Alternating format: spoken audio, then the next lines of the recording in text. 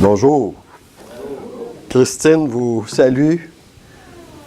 Elle fait l'école du dimanche une fois sur 3. Et à chaque fois que je viens, elle n'est pas là. On n'arrange pas ça. C'est comme ça. Mais elle aime l'Église ici, puis elle vous salue, et je sais que c'est réciproque. On continue ce matin ce qu'on avait commencé sur le credo apostolique.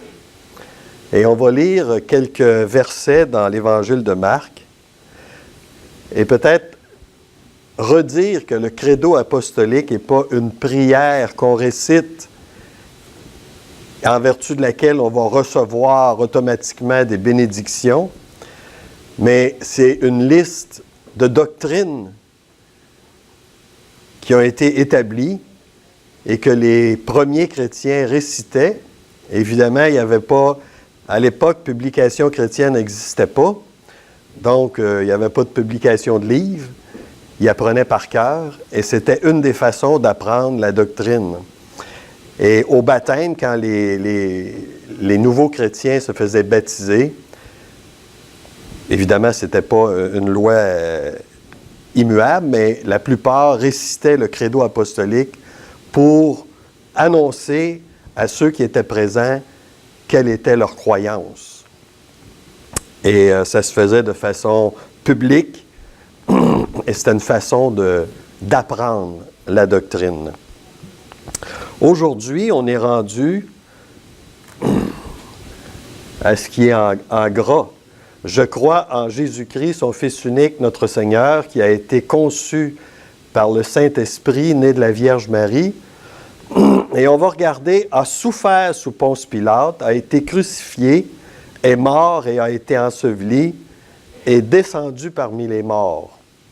Et la prochaine fois, dans un mois, je pense, on verra. Le 3e jour, il est ressuscité, il est monté au ciel, il est assis à la droite du Père, d'où il viendra juger les vivants et les morts. Donc, je vous invite à prendre vos Bibles dans l'Évangile de Marc au chapitre 15. Et on va lire quelques versets à partir du verset 27.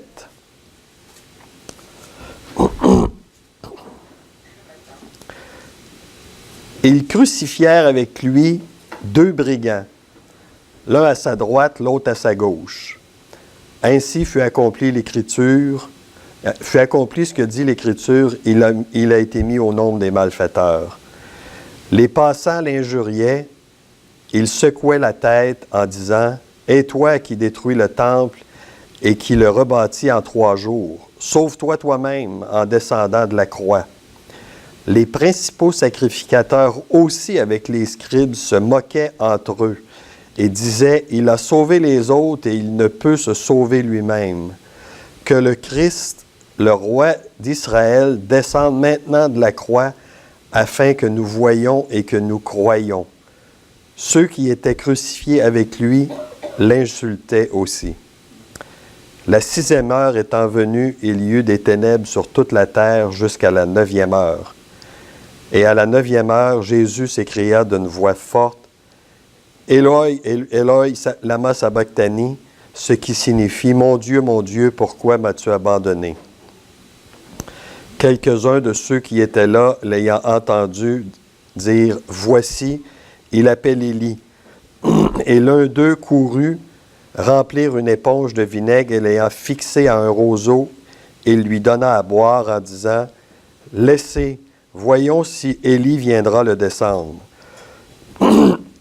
Mais Jésus, ayant poussé un grand cri, expira. Le voile du temple se déchira en 2 depuis le haut jusqu'en bas.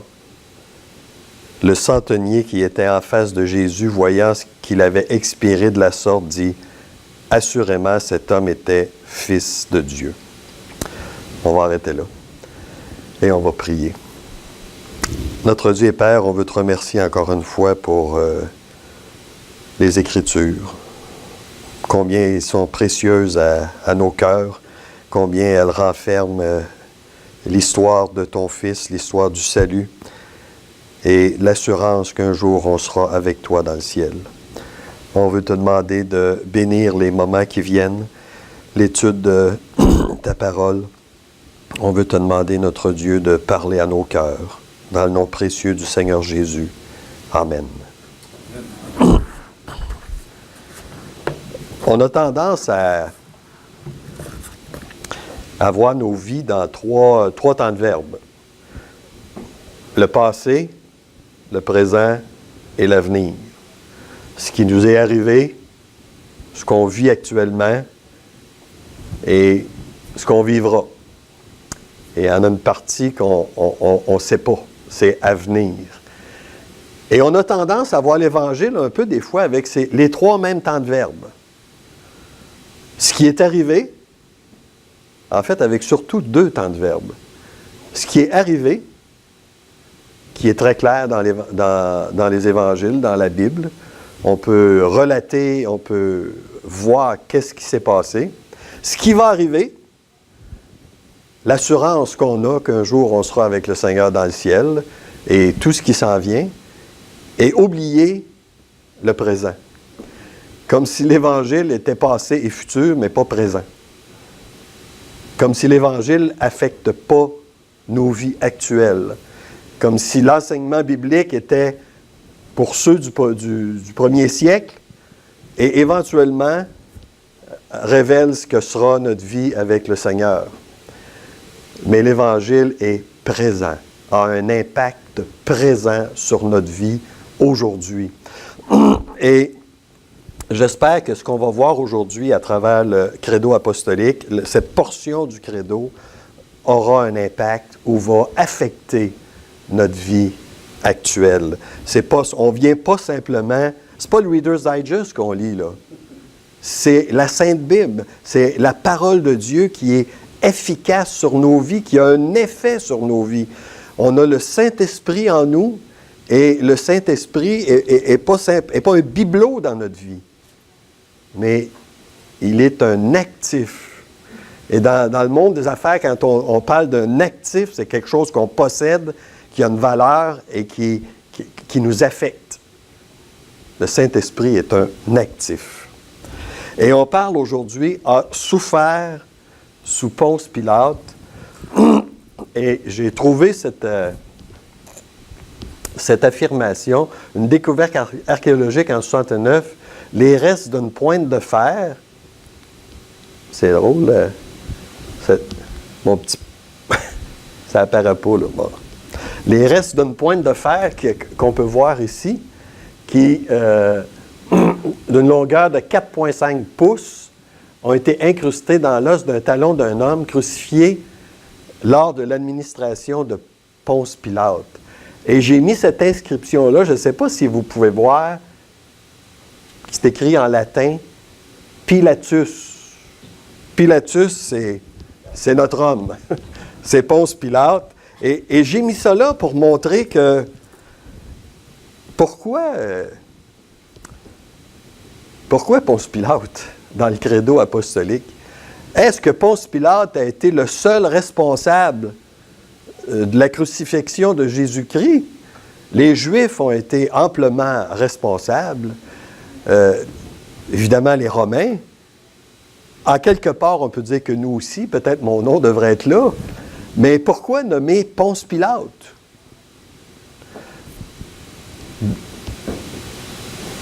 Dans le livre d'Ésaïe, au chapitre 6 et au premier verset, ça dit « L'année de la mort du roi Osias ».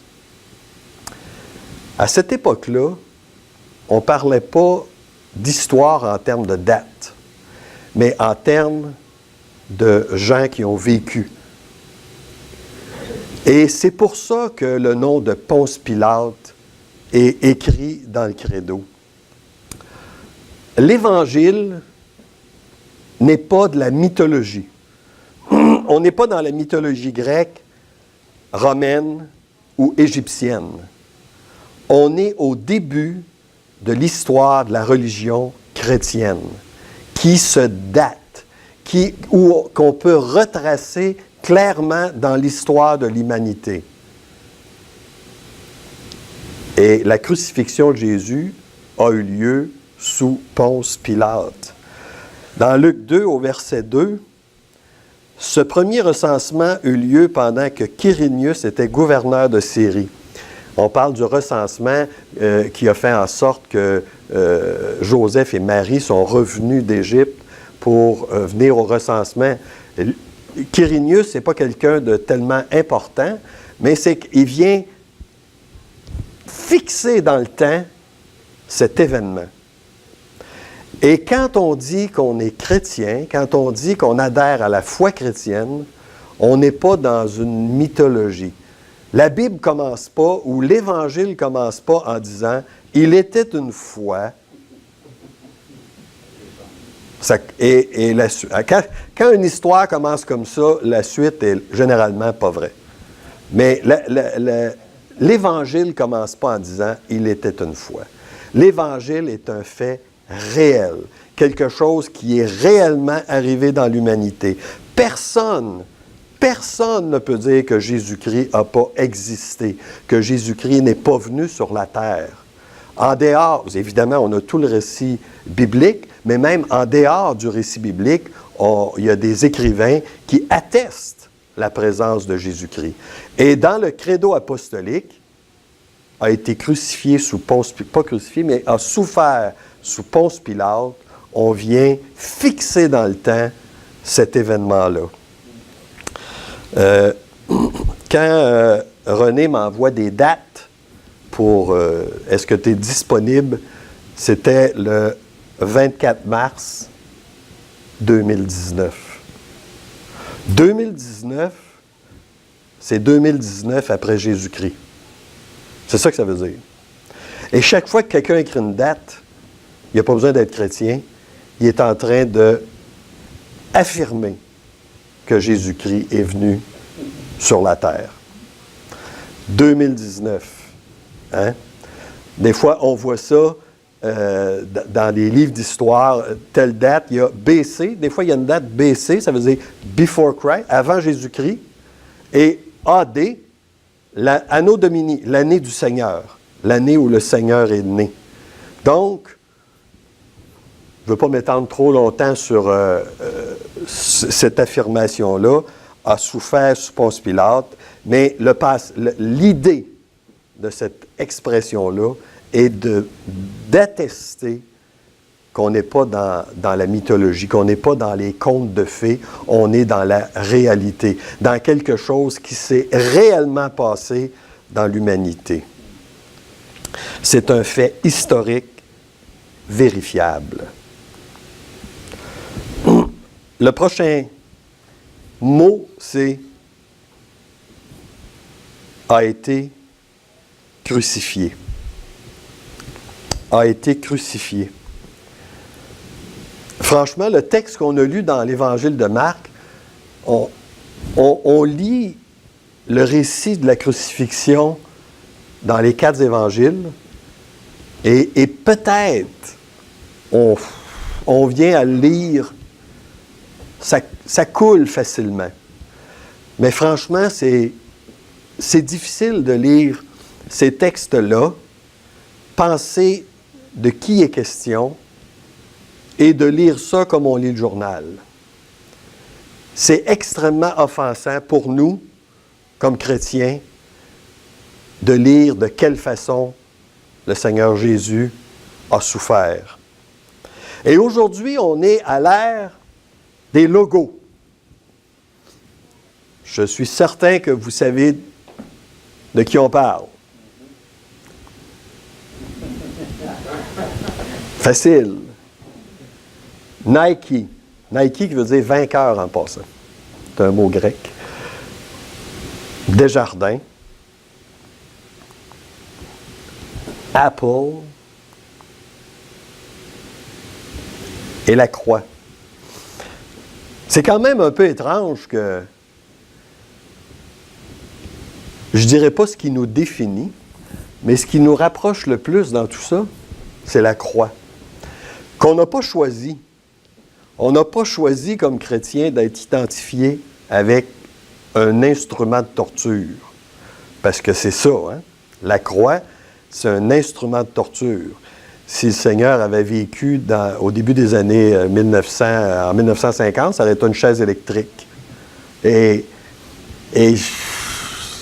on est déjà moins à l'aise avec une chaise électrique et on devrait l'être encore moins avec une croix. Si on pense à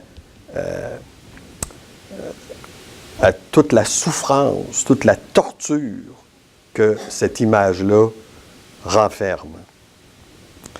Maintenant, évidemment, comme je vous ai dit, ce n'est pas nous qu'on l'a choisi. La croix est apposée aux chrétiens depuis le début des années 300, quand Constantin a eu une vision, l'empereur Constantin, l'Empire romain était divisé en 4, et Constantin a eu une vision dans le ciel. Par cette bannière, tu vaincras, et il y avait une croix. Et Constantin a vaincu, et on raconte qu'il s'est converti au christianisme. Et il a complètement viré la situation des chrétiens qui étaient encore persécutés à cette époque-là. Le christianisme est devenu la religion d'État. Et voici, la croix a été notre logo. Et la mère de Constantin, Hélène, est allée à Jérusalem. Ça, c'est la tradition qui dit ça. Hein. Je ne vous dis pas que c'est la réalité. La mère de Constantin, Hélène, est allée à Jérusalem pour découvrir la vraie croix qu'elle a découvert, semble-t-il. C'est ça, c'est elle qui dit ça, et c'est devenu un objet d'adoration. Et il faut faire attention que la croix ne devienne pas un symbole. C'est pas un symbole. La croix n'est pas un symbole. Mais quand je repense, juste avant d'aller plus loin, quand je repense à toutes ces marques-là, je vous mets au défi d'attaquer une de ces marques-là. Ce ne sera pas long, vous allez vous faire ramasser. Et ces gens-là défendent leur logo avec beaucoup plus de pogne qu'on peut défendre la croix. Si la croix est attaquée dans notre environnement, ça se peut qu'on ne s'élève pas comme si on attaque, par exemple, Nike. Si on attaque Nike, ce ne sera pas long qu'on va avoir une poursuite, qu'il va y avoir une réaction. Ayons à cœur de puis quand je dis la croix, vous comprenez, là, c'est l'Évangile, notre cause. Ayons à cœur de défendre notre cause comme ces gens-là défendent la leur. Maintenant, d'affirmer qu'il a été crucifié, c'est probablement, et sans doute, l'affirmation la plus osée du credo apostolique, qu'il a été crucifié. Et quand je dis ça, je nous rapporte au 1er siècle, un crucifié, c'était quelqu'un qui méritait la croix, c'était un esclave, c'était un moins que rien. Un citoyen romain n'était pas crucifié. Un roi étranger n'était pas crucifié parce que c'était trop indigne. La croix, c'était un symbole d'humiliation. C'est pas pour rien que Paul dit dans 1 Corinthiens 1,18 « La prédication de la croix est une folie pour ceux qui périssent, mais pour nous qui sommes sauvés, elle est une puissance de Dieu. Nous prêchons Christ crucifié, scandale pour les Juifs et folie pour les païens. » Dans l'Épître aux Philippiens, Paul dira « Ayant paru comme un simple homme, il s'est humilié lui-même, se rendant obéissant jusqu'à la mort, même jusqu'à la mort de la croix. » Même jusqu'à la mort de la croix, ça veut dire que non seulement il est mort pour nous, il n'a pas été décapité, ce qui était honorable dans le temps. Il a été crucifié, humilié. Humilié. Quand la Bible parle de la crucifixion, dans Luc 3, 33, lorsqu'ils furent arrivés au lieu du crâne, ils le crucifièrent là, ainsi que 2 malfaiteurs. Aucun détail est donné. Ce n'était pas nécessaire. Les lecteurs n'avaient pas besoin des détails. Ils connaissaient ce qu'était la croix, ce que représentait la croix. Non seulement ils connaissaient les détails, mais ils n'en voulaient pas. Les gens n'écrivaient même pas le mot croix dans leur correspondance. C'était un mot qui était béni. C'était un mot qui était méprisé, qui était évité. Et au-delà de la mort qu'assurait la croix, il y avait l'humiliation totale et complète. C'était le but de la crucifixion, d'humilier celui qui était crucifié. Celui qui était crucifié était complètement nu, dans une position extrêmement indélicate qui rendait même la respiration difficile, juste pour... Je ne sais pas si vous avez déjà pensé, à un moment donné dans l'Évangile, il y a quelqu'un qui dit on va lui briser les jambes pour accélérer. Bien, il y a des familles qui payaient les Romains pour que le crucifié ait les jambes brisées.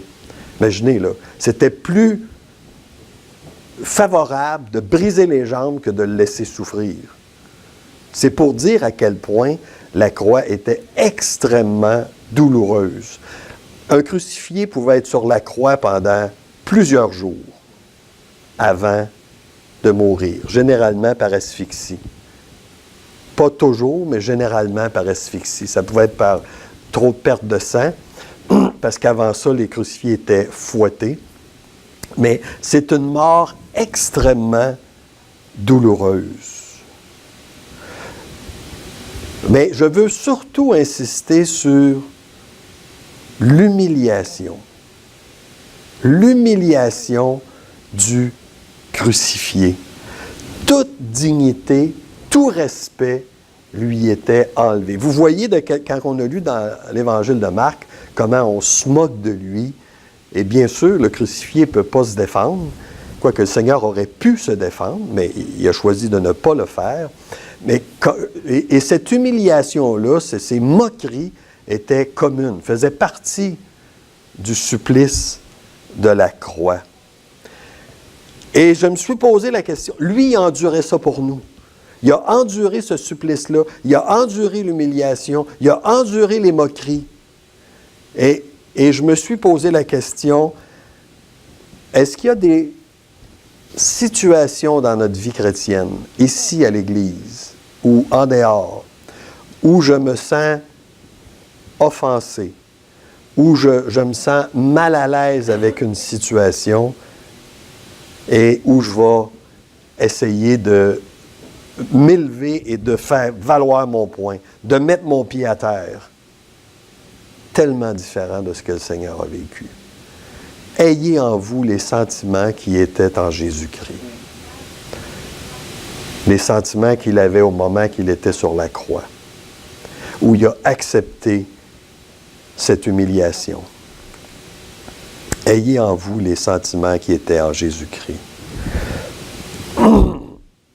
Flavius Joseph raconte, un historien de l'époque, que pendant le siège de Jérusalem en 70, quand les Romains ont détruit Jérusalem, qui ont détruit le temple, je le cite, « Les soldats qui excitaient la fureur et la haine crucifiaient les captifs en manière de raillerie, de façon différente, et la multitude des victimes était si grande que l'espace manquait aux croix et les croix au corps. » Les Romains ont tellement crucifié de Juifs en 70 qu'il n'y avait plus assez de bois pour les crucifier. Pourquoi je vous dis ça? Parce que, est-ce que la crucifixion de Jésus-Christ est unique? Pas du tout. C'était courant. C'était quelque chose de assez commun même, d'être crucifié. Mais, plus qu'un événement, il y a toute la signification de l'événement. Au-delà de la crucifixion, au-delà de ce qu'on a parlé, il y a tout ce que la crucifixion implique. Qu'est-ce qu'elle veut dire? Ici, il y a un beau petit cours d'eau qui s'appelle le Rubicon. Des fois, c'est un fleuve, des fois, c'est un petit cours d'eau comme ça. Et le Rubicon, c'est le cours d'eau qui sépare la Gaule, ou qui séparait la Gaule et l'Italie. Et un jour, comme beaucoup de gens traversaient le Rubicon, Jules César a traversé le Rubicon avec ses armées, de la Gaule jusqu'en Italie. Et il a fait un geste commun de traverser le Rubicon, mais la signification était extrêmement puissante. Il déclarait la guerre au Sénat et à l'empereur romain qui était là à cette époque-là, Pompée, le général Pompée. Et pourquoi je vous dis ça? C'est parce que il y a entre le geste, le simple geste de traverser le Rubicon avec ses armées et la signification du geste, il y a tout un monde. Il y a toute une, en anglais, on va dire unpack, unzip, vous savez, on vient d'élargir ce que veut dire le geste. Et quand on dit que Jésus a été crucifié, il a été crucifié, on en a parlé, mais il y a toute la signification du geste. Deutéronome 21, 23, « Celui qui est pendu au bois est un objet de malédiction auprès de Dieu. » Galates 3, 13, « Il est devenu malédiction pour nous. » 2 Corinthiens 5, 21, « Il l'a fait devenir péché pour nous. » Oui, il a été crucifié. Oui, il a tous souffert ça. Mais au-delà de ces événements, il y a toute la signification pour nous. Il est devenu péché par imputation pour nous. Martin Luther a dit, « Jamais un homme a porté autant de péchés que Jésus-Christ sur la croix. Jamais un homme a été traité avec autant de fureur que Jésus-Christ sur la croix, parce qu'il a porté nos péchés. Pas de croix, pas de pardon. Pas de croix, pas de réconciliation. Pas de croix, pas de salut. Pas de croix, pas de substitution. Pas de croix, pas de propitiation. Pas de croix, pas de sacrifice. Pas de croix, pas d'espérance. Pas de croix, pas de paiement pour les péchés. Ce que nous avons aujourd'hui comme chrétiens, nous l'avons en Jésus-Christ en vertu de la croix. Pas de croix, pas de réunion à Renaissance. Pas de croix, on est tous assis chez nous à faire je ne sais pas quoi, à jouer aux cartes ou n'importe quoi. La croix est absolument essentielle dans la vie du chrétien. C'est par la croix que la colère de Dieu est apaisée. Romains 3, 25, c'est lui que Dieu a destiné par son sang à être pour ceux qui croiraient victime propitiatoire. Propitiatoire, c'est un mot qu'on n'utilise pas beaucoup dans nos conversations. Propitiation, propitiatoire. Je ne sais pas si vous utilisez ça souvent. Moi, pas tellement. Mais, vous savez, aujourd'hui, je ne suis pas tellement connaisseur là, dans le sirop d'érable, mais on va dire que la température devient propice au sirop d'érable, à ce que les érables coulent. Propice, ça veut dire favorable. C'est une bonne chose. Et Jésus-Christ est devenu une propitiation pour nos péchés. Il a rendu Dieu favorable à notre cause. Pas parce que notre cause le méritait, parce qu'au travers, il y a Jésus-Christ, il y a moi, et Dieu regarde, avant de me voir, il voit la perfection de Jésus-Christ. Si je peux être juste, c'est à cause de la croix. à cause qu'il a été une victime propitiatoire. C'est par la croix que nous avons la rédemption, le rachat, que nous sommes passés de la mort à la vie. Éphésiens 1,7, en lui nous avons la rédemption par son sang, la rémission des péchés, la vie nouvelle. Et c'est pas une opinion, là. Je ne suis pas en train de vous donner mon opinion. Je vous lis des versets de la Bible. C'est ce que la Bible affirme en ce qui concerne ceux qui ont mis leur foi en Jésus-Christ. Colossiens 2, 14. Il a effacé l'acte dont les ordonnances nous condamnaient et qui subissait contre nous. Il l'a détruit en le clouant à la croix. Il y avait eu un acte de condamnation contre moi personnellement. Et cet acte-là a été cloué à la croix. Jamais plus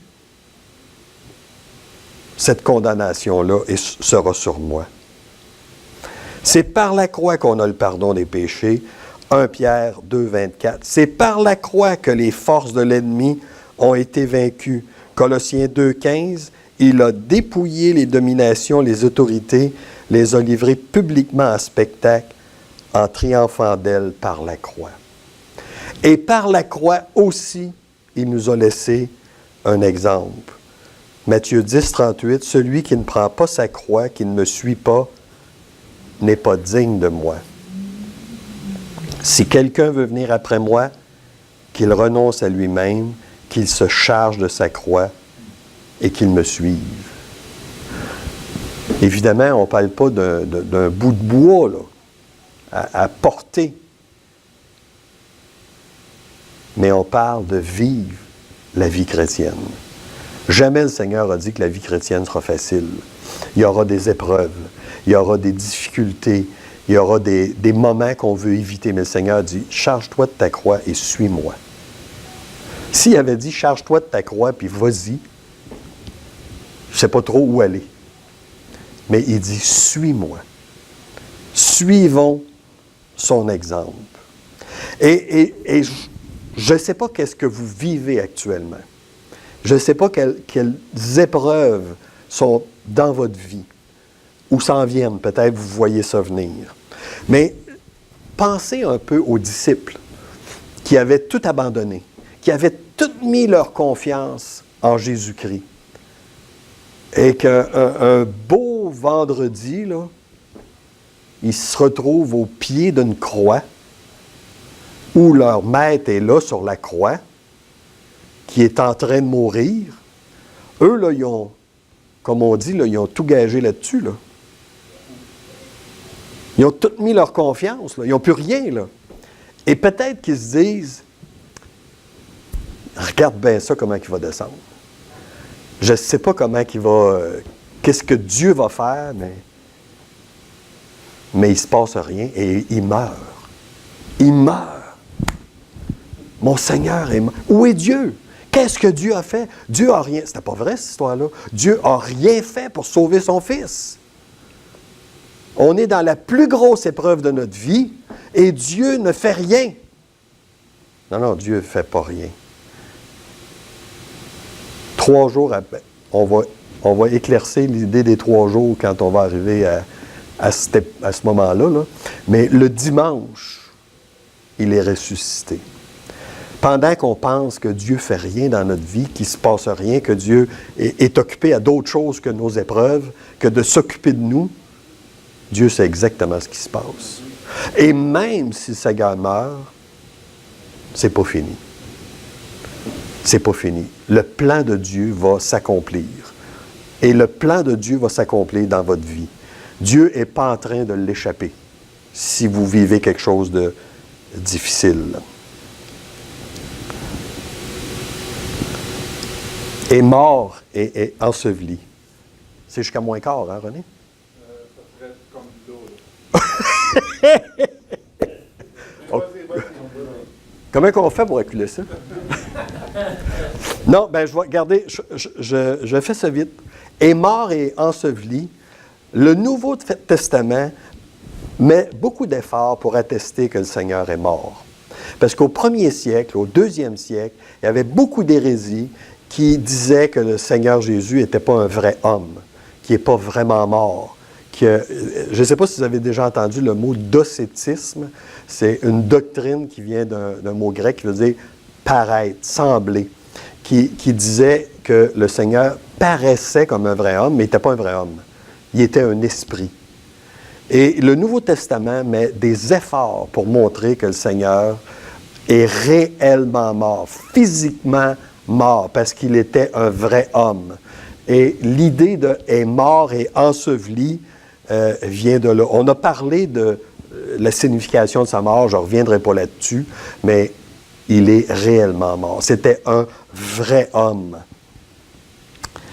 Athanase a dit, un des pères de l'Église, « Nous ne mourrons désormais plus comme ceux qui sont condamnés, mais comme ceux qui vont ressusciter pour le salut éternel. » Est descendu parmi les morts ou est descendu aux enfers, là aussi, c'est la même idée, c'est que l'esprit, l'âme de Jésus-Christ, comme l'âme de tous les hommes, toutes les femmes, est descendu parmi les morts pendant cet espace de temps entre la croix et la résurrection. Peut-être on pourra dans un autre temps reparler de toute l'implication de ces versets-là. Là aussi, c'est une affirmation qui est controversée dans le credo, parce que c'est pas rien de dire qu'il est descendu aux enfers. C'est pas juste non plus, parce que si l'enfer l'enfer en passant est un mot qui n'est pas dans la Bible, et l'enfer étant le lac de feu, dans Apocalypse 20, l'enfer est vide aujourd'hui. Les premiers qui iront en enfer, c'est la bête et le faux prophète qui seront suivis de Satan. Mais le séjour des morts, ça c'est quelque chose qu'on le voit aussi dans Luc 16, Lazare qui était dans le sein d'Abraham et qui voyait le séjour des morts qui est une conception typiquement juive à laquelle j'adhère et je crois, où l'esprit des morts allait, qui était divisé en deux, mais le Seigneur est vraiment allé dans le séjour des morts. Et voilà. Ce n'est pas la foi chrétienne. Walt Disney, ce n'est pas la foi chrétienne. Il était une fois, c'est pas ça. Ça a vraiment existé. On a des preuves aujourd'hui que ça a vraiment existé. Ça a vraiment existé aussi, le Colisée à Rome. Ça aussi, ça a vraiment existé. On a des preuves aujourd'hui. Et c'est là que vous avez été appelés parce que Christ a souffert une fois en vous laissant un exemple afin que vous suiviez ses traces.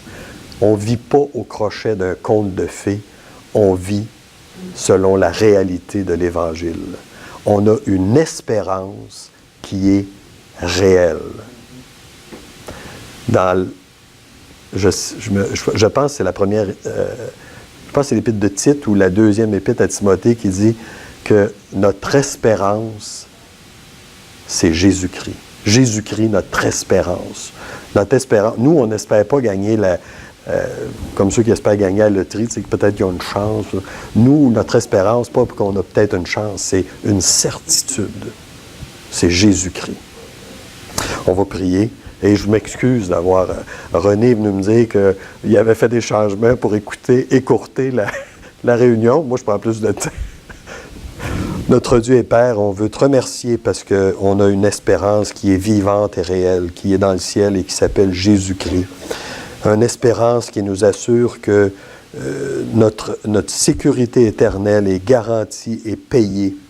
Une espérance qui nous assure aussi que tu es avec nous aujourd'hui dans ce que nous vivons, dans ce qui est devant nous. On veut te demander, notre Dieu, de nous aider à être des chrétiens modèles, des chrétiens qui reflètent la réalité de l'Évangile et de la vie du Saint-Esprit en nous.